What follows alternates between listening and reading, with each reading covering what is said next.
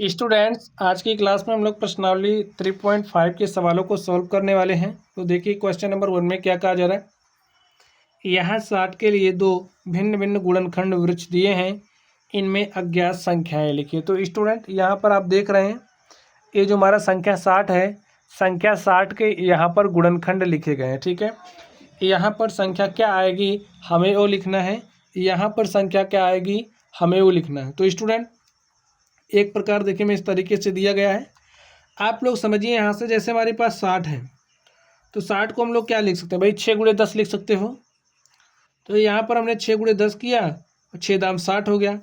अब आप बताइए 6 का अगर आप गुणनखंड को लिख करोगे तो 6 को कैसे लिख सकते हो। यहाँ पर देखिए 2 गुणे लिखा है, तो 2 गुणे 3 करेंगे तभी तो 6 होगा, यानी कि यहाँ पर जो है इसके स्थान पर क्या भरा जाएगा 3।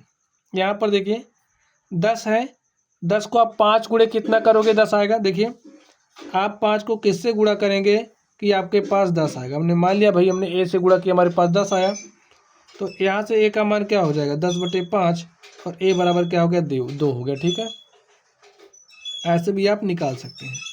तो यहाँ पर भरी जाने वाली संख्या क्या आ गई 2।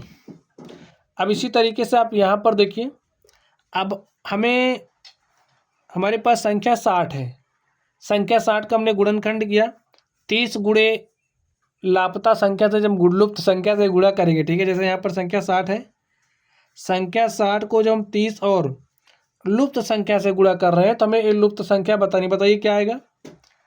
अब अगर आप लोग सॉल्व करना जानते हैं तो लुप्त संख्या यहीं रहने दीजिए, 30 को यहाँ ले आइए, वो जगह 60/30, 30 × 30, 30 दूनी 60, दिस इज इक्वल टू हमारे पास 2 आ गया। ठीक है, तो यहाँ पर भाई आप 30 गुणे 2 करोगे तभी तो 60 मिलेगा आपको। चलिए अब देखिए आपके पास संख्या 30 है, 30 कैसे आएगा, 10 को आप किस संख्या से गुणा करेंगे 30 आ जाएगा, तो 10 × 3 = 30। ठीक है, और यहाँ पर देखिए 30 हो गया। अब 10 यहाँ पर क्या है 10 है, और यहाँ पर हमारे पास 3 है। तो स्टूडेंट ये जो इसका कनेक्शन यहाँ से होगा। ठीक है, क्योंकि देखिए 10 है तो 10 का हम लोग गुणनखंड करेंगे तो 2 गुणे 5 होगा, तो यहाँ पर 2 लिख दीजिए, या फिर 5 भी लिख सकते हैं, यहाँ पर 5 लिख दीजिए। तो यहाँ पर 2 भरा जाएगा और यहाँ पर क्या भरा जाएगा 5। और इस तरीके से जो हमारा प्रश्न था हमने इसको सॉल्व कर लिया है। चलिए अब हम लोग अगले प्रश्न पर चलते हैं और देखते हैं हमारा अगला प्रश्न क्या है। तो स्टूडेंट यहाँ पर ध्यान देना है, ये हमारा इससे नहीं यहाँ से जुड़ा है। ठीक है, इससे 10 से जुड़ा है, आप करेक्ट कर लीजिए। 10 का गुणनखंड क्या करना है 2 गुणे 5, या फिर 5 गुणे 2, जैसे भी कर सकते हैं। यहाँ से कनेक्शन है, इस बात का ध्यान रखना। ठीक है, चलिए अब हम लोग प्रश्न संख्या 2 पर चलते हैं और देखते हैं प्रश्न संख्या 2 में क्या कहा जा रहा है। इसको ध्यान से पढ़िए। एक भाज्य संख्या के अभाज्य गुणनखंड में किन गुणनखंडों को सम्मिलित नहीं किया जाता। स्टूडेंट अगर आपके पास कोई भाज्य संख्या है, जैसे हमने भाज्य संख्या लिखी, भाज्य संख्या के रूप में समझिए हमने क्या ले लिया 16 ले लिया। ठीक है, और इस 16 का हमने गुणनखंड किया, क्या हो जाएगा 2 दूनी 4, दूनी 8, दूनी 16, ये हो गया।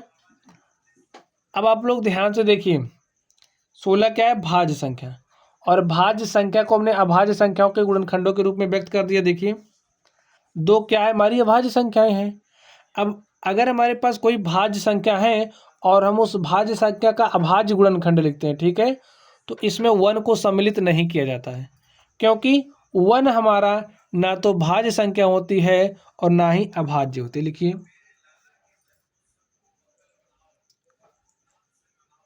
और हाँ देखिए, ये जो संख्या होगी इस संख्या को भी सम्मिलित नहीं करेंगे 1, और स्वयं वो जो संख्या है उस संख्या को हम लोग गुणनखंडों में सम्मिलित नहीं करते हैं, क्योंकि हमें भाई भाज्य संख्या का अभाज्य गुणनखंड चाहिए। इसलिए लिखिए सॉल्यूशन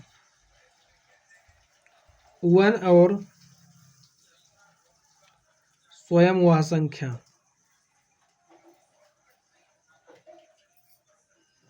ठीक है, चलिए तीसरे नंबर को ध्यान से देखिए, इसमें क्या कहा जा रहा है। 4 अंकों की सबसे बड़ी संख्या लिखिए, उसे अभाज्य गुणनखंडन के रूप में व्यक्त करिए। तो हमें 4 अंक की सबसे बड़ी संख्या लिखनी है, तो सबसे पहले लिख लेते हैं, लिखिए 4 अंकों की सबसे बड़ी संख्या।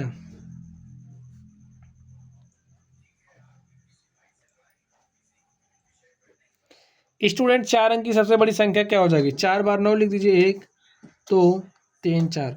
तो ये हमारी 4 अंक की सबसे बड़ी संख्या हो गई। अब इसको हमें करना क्या है? अभाज्य गुणनखंडों के रूप में व्यक्त करना है। ठीक है, चलिए इसे हम व्यक्त करते हैं। लिख लीजिए 9999। ठीक है, अब इसको क्या लिख सकते हो?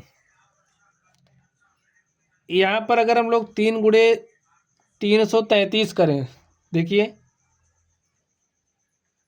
3 त्रिक्का 9, 3 त्रिक्का 9, 3 त्रिक्का 9, 3333 लिखना पड़ेगा। ठीक है, देखिए 3 त्रिक 9, 3 त्रिक 9, 3 त्रिक 9, 3 त्रिक 9। ठीक है, अब 3 हमारा क्या हो गया? अभाज्य संख्या आ गई। अब इसको छोड़िए, अब आप इस पर ध्यान दीजिए 3333 को। अब इसको हम क्या लिख सकते हैं? 3 गुणे, अब आप इसमें 3 से भाग, देखिए 3 से कट रहा, हमें पता चल जा रहा है। अगर आप लोगों को विभाज्यता का नियम पता है तो आप लोग आसानी से कर सकते हैं। काटिए इसको, देखिए 3 इक्के 3, 3 इक्के 3, 3 इक्के 3, 3 इक्के 3, कैंसिल हो गया। अब देखिए आप किससे काटोगे इसको? अब 1111 को आप अभाज्य गुणनखंडों के रूप में व्यक्त करिए। देखिए हमको दिख रहा कि अगर हम इसे 11 से काटें क्या हो जाएगा? देखिए 11 इक्के 11 खत्म हो गया। अब कुछ नहीं है तो 0 बार लेकर के जाएंगे, 0 लिखेंगे। चलिए यहाँ से 11 इक्के 11 शून्य, 11 इक्के 11, हमारे पास 101 आ गया। ठीक है, और यहाँ पर क्या लिखेंगे? 11। भाग किस तरीके से देते हैं पता है ना आपको? 11 इक्के 11 किया, अब भाग नहीं जा रहा तो 0 उतारा, फिर 11 हो गया, 11 इक्के 11। अब यहाँ पर आप लोग कुछ देख पा रहे हैं, 11 क्या है? एक अभाज्य संख्या है, और ये जो हमारा 101 है ये भी क्या है? एक अभाज्य संख्या है। तो स्टूडेंट यहाँ से आप देख सकते हैं जो हमारी 4 अंकों की सबसे बड़ी संख्या थी उसको हम कैसे लिख सकते हैं? 3 त्रिक्का 9 गुणे 11 गुणे 101। लिखिए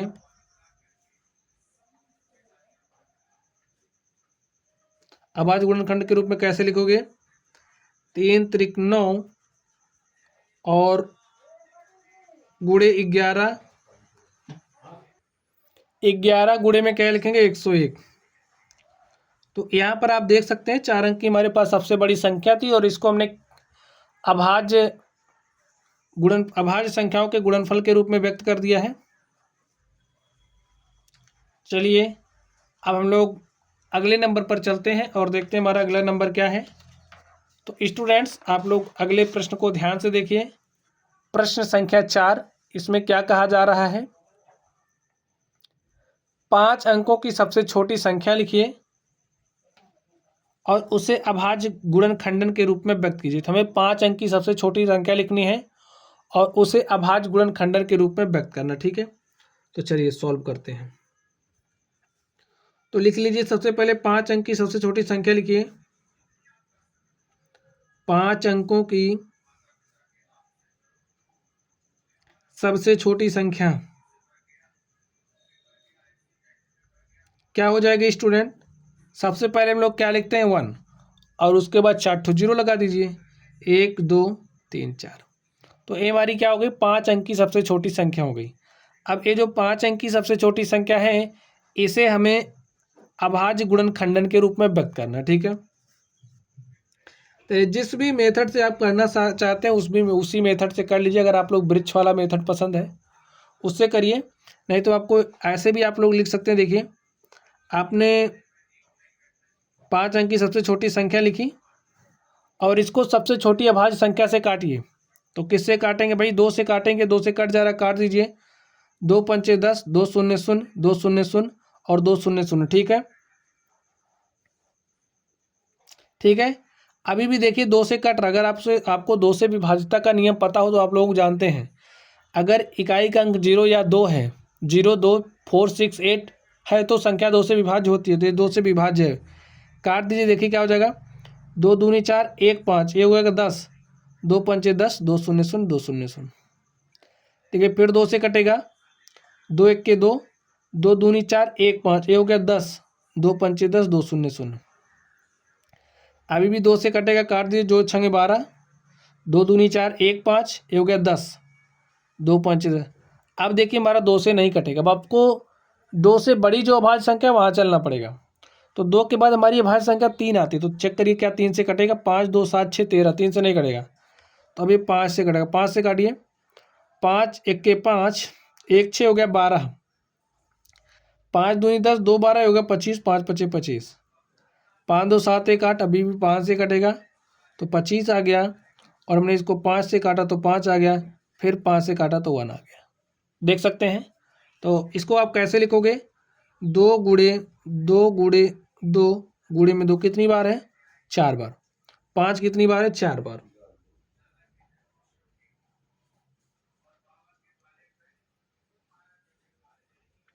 ठीक स्टूडेंट,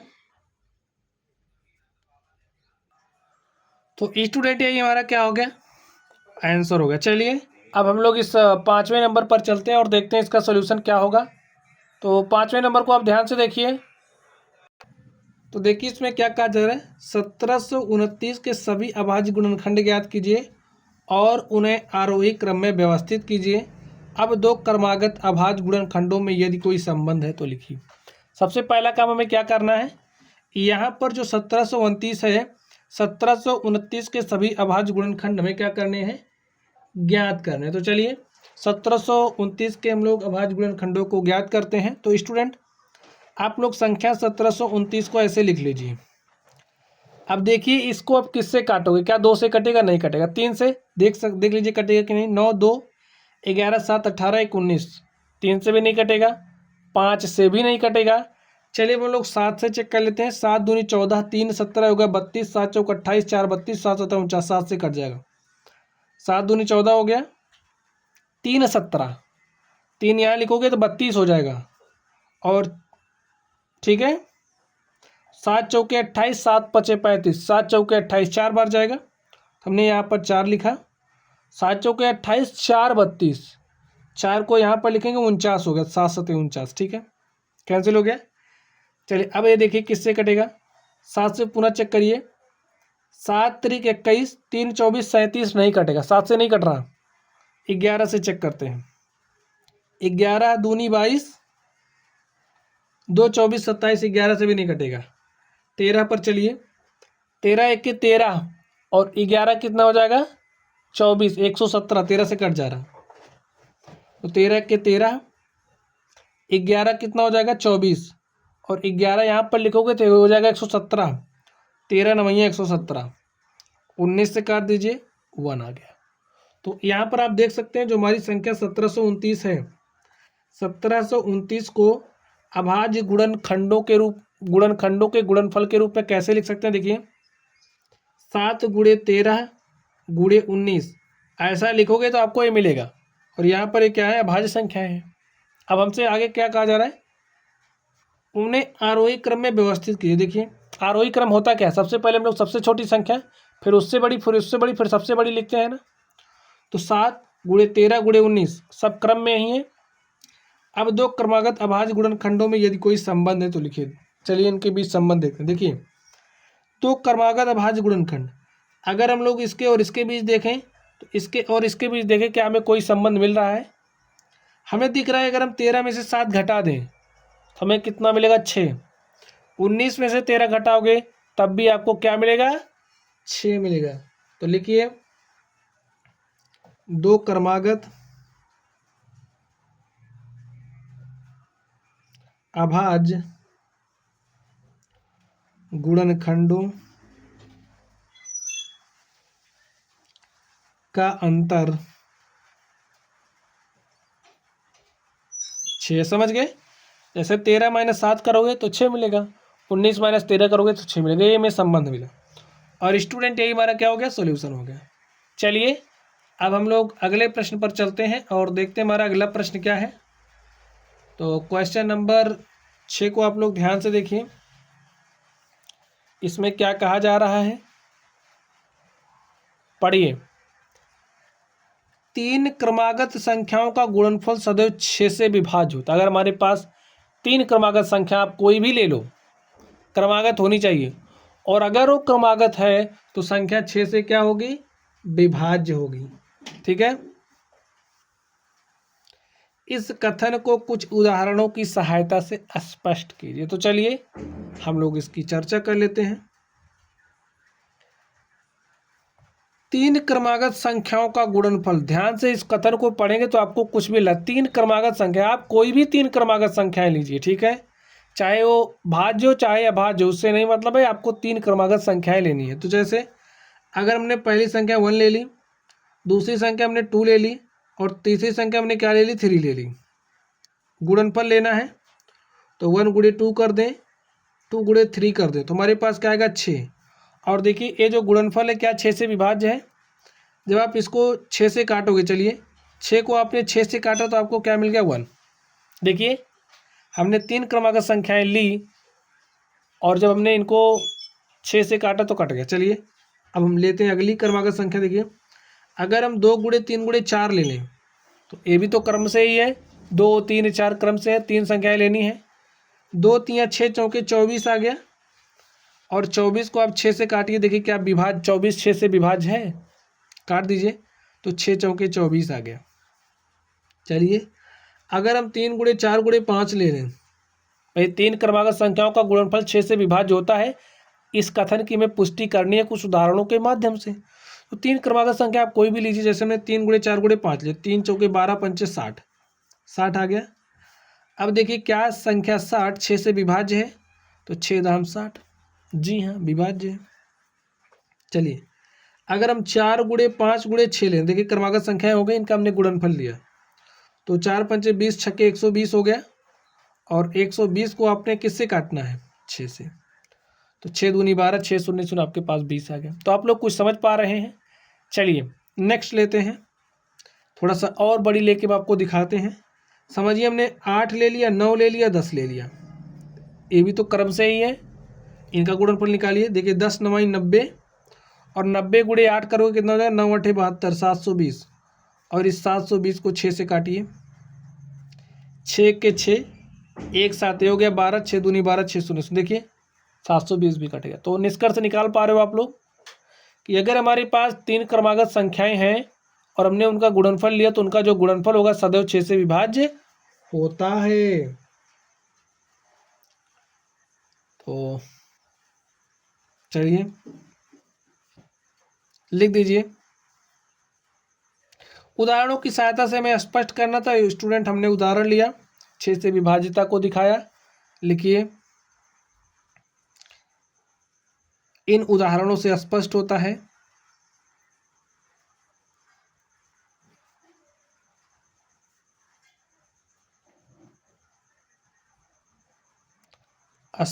है कि 3 क्रमागत संख्याओं का गुणनफल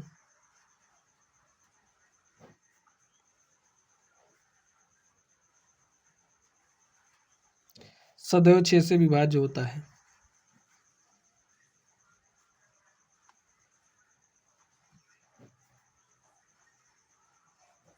ठीक है स्टूडेंट, और इस तरीके से जो हमारा क्वेश्चन नंबर 6 था हमने इसको सॉल्व कर लिया है। चलिए आगे देखते हैं 7 नंबर को। 2 क्रमागत विषम संख्याओं का योग 4 से विभाज्य होता है। कुछ उदाहरण लेकर इसका सत्यापन कीजिए। ठीक है, इस कथन का सत्यापन कीजिए। 2 क्रमागत विषम संख्याओं को हमको क्रम से लेनी है, क्या विषम संख्या, अगर हम 2 क्रमागत विषम संख्याएं ले लें, ठीक है, तो उनका जो योग होगा वो 4 से विभाज्य होता है। ठीक है, चलिए सॉल्व करते हैं। कोई भी 2 क्रमागत आप विषम संख्या, देखिए हाँ विषम संख्या लेना है। अगर हम 1 ले लें तो देखिए 1 हमारा क्या होता है, विषम संख्या होती है। 1 के बाद 2 हमारी सम है, 2 ले नहीं सकते, क्या लेना पड़ेगा, 3। तो 1 3 क्रमागत विषम संख्याएं हो गई, तो इनका आप योग लीजिए। ठीक है, इनका योग क्या आ गया 4, और कह रहा है कि दो क्रमागत विषम संख्याओं का योग 4 से विभाज्य होता है। तो भाई योग आ गया 4, 4 को 4 से काट दिया, जी हाँ 4 से विभाज्य है।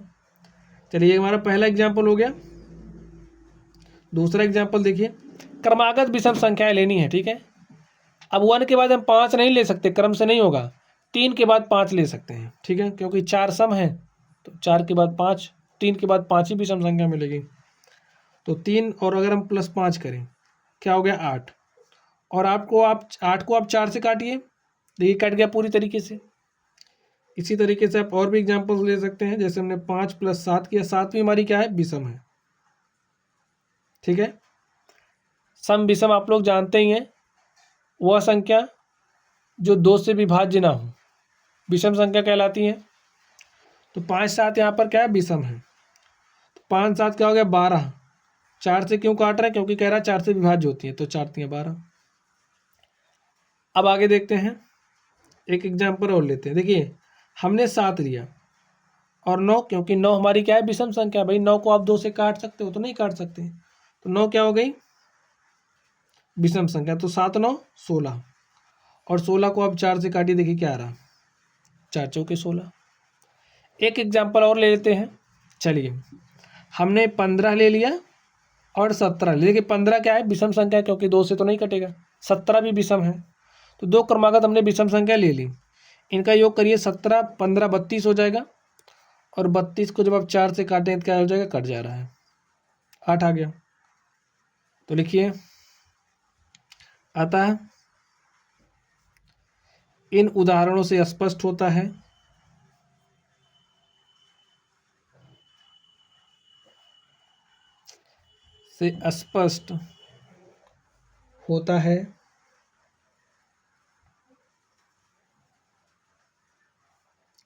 है कि दो क्रमागत विषम संख्याओं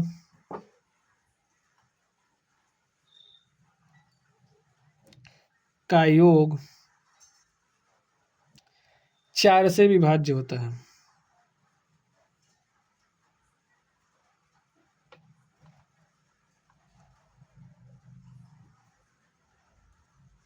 ठीक स्टूडेंट, चलिए अब हम लोग अगले प्रश्न पर चलते हैं और देखते हैं हमारा अगला प्रश्न क्या है। तो स्टूडेंट आप लोग प्रश्न संख्या 8 को ध्यान से देखिए, इसमें क्या कहा जा रहा है, निम्न में से किन व्यंजकों में अभाज्य गुणनखंड किए गए हैं। तो हमें बताना है कि इसमें किस किस में अभाज्य गुणनखंड किया गया है, ठीक है। अब आप लोग अगर 24 को देखें ध्यान से, तो 2 × 3, लेकिन यहाँ पर 4 हमारी भाज्य संख्या है, ठीक है, 4 हमारी अभाज्य नहीं भाज्य है। अगर 2 × 2 लिखा होता तो ये हमारा क्या होता अभाज्य होता है, लेकिन 4 तो यहाँ पर भाज्य लिखा है, तो ये हमारा नहीं हो सकता। यहाँ पर देखिए 1 × 7 × 2 × 2 × 2, तो यहाँ पर आप लोग ध्यान से देखिए बी को,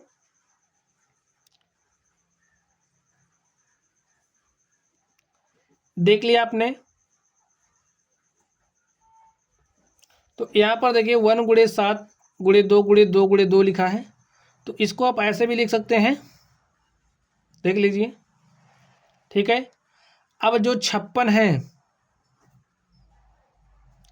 उसको अभाज्य गुणनखंडों के रूप में लिख दिया गया है, गुणनखंडों के गुणनफल के रूप में लिख दिया है। 7 क्या है अभाज्य है, 2 2 2 भी क्या है अभाज्य है, तो इसको अभाज्य गुणनखंड, देखिए इसमें क्या किया गया अभाज्य गुणनखंड किए गए हैं, ठीक है। बी वाला हो गया 2 × 5 × 7, यहाँ भी अभाज्य है तो ये भी हो गया।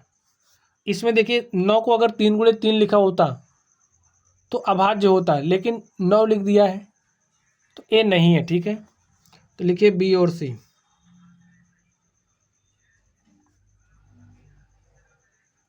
यही हमारा क्या हो गया आंसर हो गया। चलिए 9वें नंबर को ध्यान से देखिए, संख्या 18 2 और 3 दोनों से विभाज्य। जैसे हमारे पास जो संख्या है 18, ये संख्या 2 और 3 दोनों से विभाज्य है, या 2 × 3 अर्थात 6 से भी विभाज्य है। इसी प्रकार एक संख्या 4 और 6 दोनों से विभाज्य, जैसे हमारे पास कोई संख्या है जो कि 4 से विभाज्य है, 6 से भी विभाज्य है, क्या हम कह सकते हैं कि वह संख्या 4 × 6 = 24 से भी विभाज्य होगी? यदि नहीं तो अपने उत्तर की पुष्टि के लिए एक उदाहरण दीजिए। तो स्टूडेंट आप ध्यान से समझिए, इसमें कह रहा है अगर कोई संख्या 4 से विभाज्य है, कोई संख्या 6 से विभाज्य है, तो वो 4 × 6 यानी कि 24 से भी विभाज्य होगी। तो सबसे पहले हम लोग एग्जाम्पल समझ लेते हैं। देखिए, अगर हमने कोई संख्या ले ली 12, ठीक है, इस 12 को जब आप 4 से भाग दोगे तो 4 × 1 = 4, 4 × 3 = 12 कट गया, ठीक है।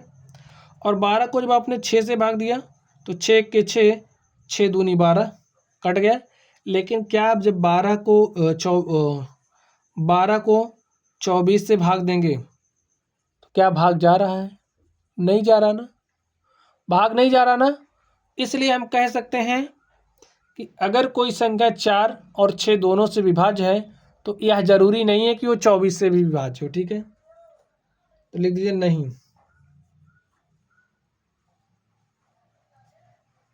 संख्या 12, उदाहरण हमने दिया ना, लिख दीजिए संख्या 12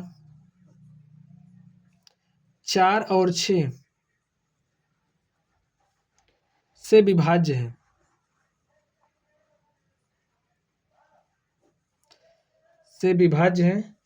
परंतु संख्या 12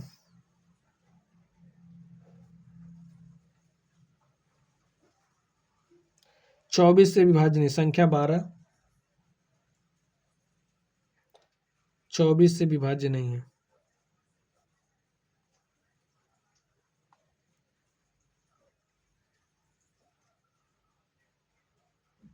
समझ गए स्टूडेंट? चलिए अब हम लोग अगले प्रश्न पर चलते हैं और देखते हैं हमारा अगला प्रश्न क्या है। तो प्रश्न संख्या 10 में देखिए क्या कहा जा रहा है। मैं 4 भिन्न भिन्न अभाज्य गुणनखंडों वाले सबसे छोटी संख्या हूँ।